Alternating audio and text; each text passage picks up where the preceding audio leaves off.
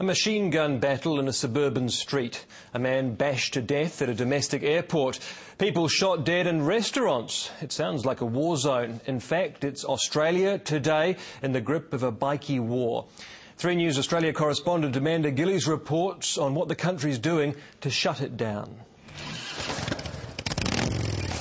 No Australian state is immune from bikie gangs. There are 60 of them across the country, 196 clubhouses or chapters with more than 3,500 members, an organised nationwide crime army just waiting to strike again. This is a national problem.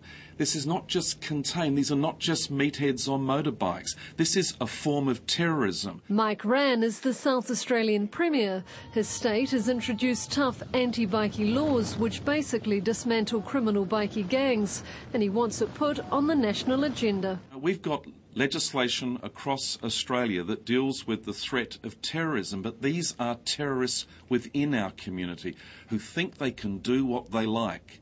And that's why we're standing up to them. There's never a silver bullet, there's never an instant fix, but if you don't try, you don't win.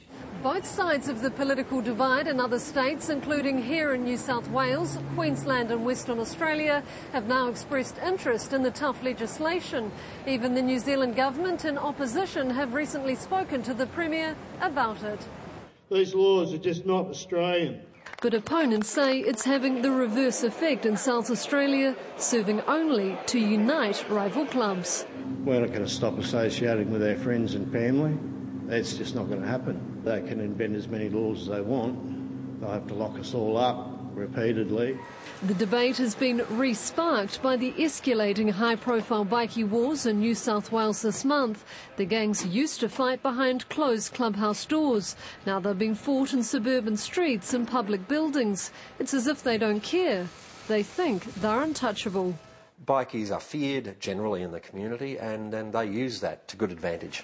A former New Zealand riot squad officer who dealt with Kiwi bikie gangs believes it's time for old-school tough policing here. Yeah, look, it is old school and it's a negative style of policing, but then each area of policing has to be applied to a certain area within society. In the meantime, the state waits nervously for the next strike. Amanda Gillies, Sydney, 3 News.